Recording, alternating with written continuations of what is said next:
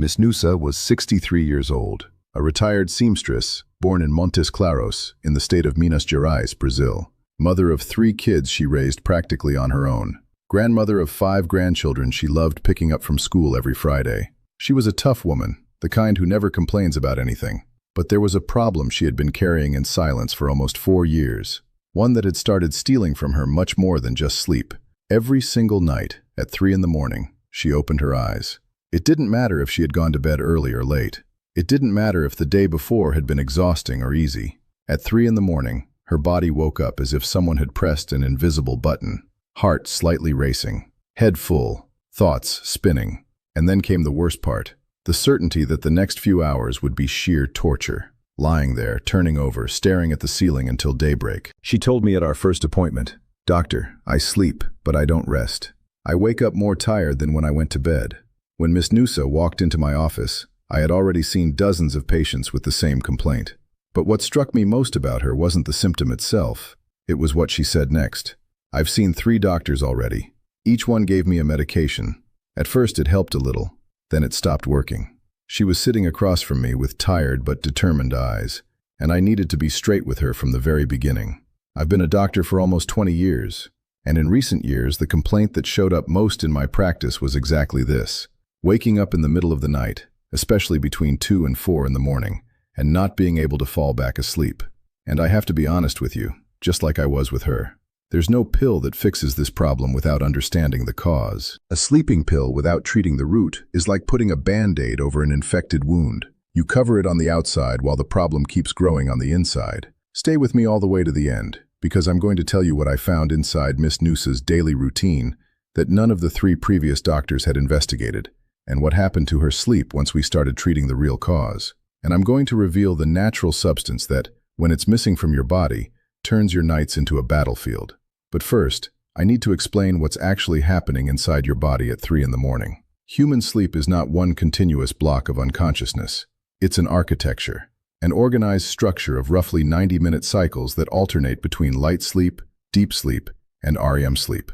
In the early hours of the night, the body sinks deeper. Sleep is denser, more restorative. The heart slows down, blood pressure drops, muscles truly relax, and the brain does its nightly cleanup, clearing out toxins that built up throughout the day. But around 3 in the morning, something changes. At that hour, the body starts preparing for the day ahead. It's like the internal management team sends out a silent order. In a few hours, it's time to function. And to make that happen, certain hormones start rising. The main one is cortisol, the alertness hormone. Under normal conditions, cortisol climbs slowly in the final hours of the night and peaks in the morning, when you wake up with energy. That's the ideal. The problem is when that biological clock is out of sync. In people dealing with chronic stress, unbalanced diets, or deficiencies in certain nutrients, cortisol starts rising too early. When it spikes at 3 in the morning, you wake up.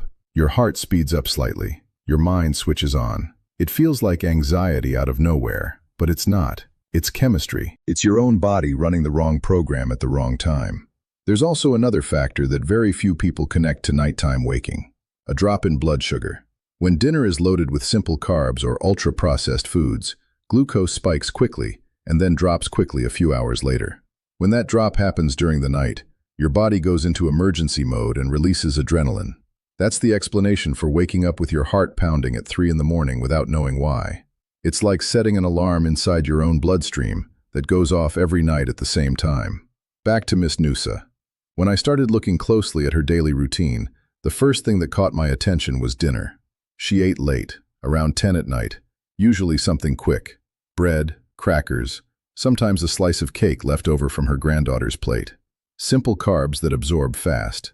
That alone already explained part of the problem. But the second finding was what really changed the diagnosis. When I looked at her lab results, one number stood out. Her serum magnesium level was sitting right at the bottom edge of the normal range. Technically, it wasn't a severe deficiency, but in clinical practice, I've learned that bottom of normal is often more than enough to cause significant symptoms, especially around sleep. And that's where the information I want to give you today comes in. Magnesium is a mineral involved in more than 380 chemical reactions inside the human body, and it's also one of the most deficient minerals in the population. Studies estimate that up to 70% of Americans have some degree of magnesium insufficiency. 70%. 7 out of 10 people, and most of them have no idea. Have you ever had leg cramps at night? Muscle tension for no apparent reason? Tingling in your hands? Heart racing when you're just sitting still? Anxiety that won't quit even when life is calm? All of those are signals your body gives when magnesium is running low. And what almost nobody connects is that waking up between 2 and 4 in the morning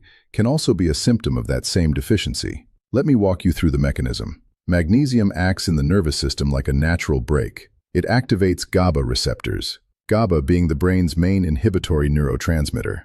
GABA is the chemical messenger that tells your nervous system, you can slow down, you can relax. There's no danger here. Without enough magnesium, that brake weakens. It's like driving downhill with no brakes. The nervous system stays in a state of hyperactivity you barely notice during the day. But that shows up clearly at night, when the body tries to slow down and can't. On top of that, magnesium directly regulates cortisol. When magnesium levels are low, cortisol tends to stay elevated during the night. The vicious cycle closes in. Low magnesium raises nighttime cortisol. Elevated cortisol breaks your sleep. Broken sleep increases stress, and stress depletes even more magnesium. This mechanism was documented in studies at the University of Innsbruck in Austria and confirmed in more recent research. You see the size of that trap.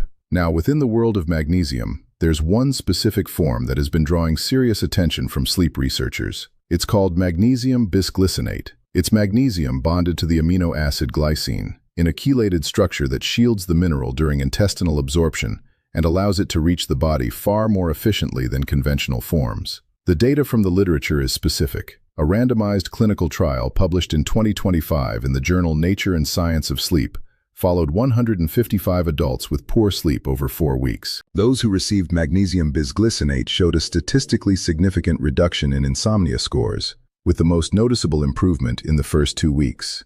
Double-blind, placebo-controlled. This isn't anecdotal, it's science. And here's what else. Glycine on its own already has documented effects. It lowers core body temperature, and that temperature drop is one of the key signals the brain uses to enter deep sleep. It's like glycine sending the body a message. Temperature is dropping. Time to sleep. When magnesium and glycine are combined in this chelated form, the effect on sleep is greater than either one alone. If this content is helping you, if you're recognizing these signs in your own life, hit the like button right now and subscribe to the channel with the bell on. And drop a comment telling me what city you're watching from. I love knowing where our community is growing. Back to Miss Noosa's story. Once I understood her full picture, we made 3 changes. The first was dinner. We replaced the simple carbs with a more balanced meal. Protein, healthy fat, and vegetables. An egg omelet with cheese and veggies. A chicken and vegetable soup, rotating through the week. The goal was to prevent the sharp glucose drop during the night that was triggering the cortisol alarm. The second change was the magnesium. I had her dissolve a tablespoon of magnesium bisglycinate in warm water, with a thin drizzle of raw honey, about 45 minutes before bed. A dose of 200 to 300 milligrams of elemental magnesium. Simple, affordable, no chemical sedative effect, no risk of dependence. The third change was the hardest for her to accept. Putting the phone away 1 hour before bed. Blue light from screens suppresses melatonin, the hormone that signals to the body that night has arrived. Without that signal, even when everything else is working, the cycle doesn't fully adjust. I told her, Miss Noosa, you don't have to stop all at once. Start with 30 minutes. But those 30 minutes are going to change your sleep more than any medication you've ever taken. She looked at me with that steady, unemotional expression and said, "All right, doctor, let's try it." 2 months later, she came back to the office. She walked in differently. It wasn't just her face, it was how she carried herself. Like someone had put a little air back inside her. She told me, "Doctor, the first week didn't change much, but in the second week, I slept through the entire night. I cried in the morning when I realized it was 6 o'clock and I hadn't woken up at 3. She cried. Not from weakness, from the relief of 4 years of broken nights finally giving way to one complete, whole night of sleep. She told me she was picking up her grandkids from school with real energy again, that she was cooking on weekends again, that the back pain she had been blaming on age had gotten better, because restorative sleep allows the body to genuinely repair itself overnight. What hurts me most as a doctor isn't when a patient comes in with a serious diagnosis. It's when they tell me they lived with a problem that had a solution for years, but nobody ever looked into it. Miss Noosa lost 4 years of quality sleep because her symptom was treated without anyone asking why. And her story isn't the exception, it's the rule. Before I close, I need to be upfront about something. What I described here is not a universal fix for every type of insomnia. There are cases that require specialized evaluation: sleep apnea, severe anxiety, depression, chronic pain, medication interactions. Those cases need professional medical follow-up. No supplement solves everything on its own. What I am saying is that magnesium deficiency is a real, well-documented, and severely underestimated cause of nighttime waking, and that before reaching for sedatives that carry dependence risks, it's worth checking whether this mineral is at an adequate level in your body. A simple serum magnesium test, ordered by your doctor, is already a starting point. And anytime you're thinking about changing your treatment or starting a new supplement, talk to the provider who knows your case. That never changes. I want you to take 3 practical points from this video. Waking up at 3 in the morning consistently is not just part of getting older. It's not in your head. It's not anxiety without cause. It's a biological signal that deserves to be investigated. Magnesium, especially in bisglycinate form, acts as the nervous system's natural brake that allows the body to slow down at night. 1 tablespoon dissolved in warm water before bed, at the right dose for your weight and health condition, may make a difference that no conventional medication ever did, with your doctor's guidance.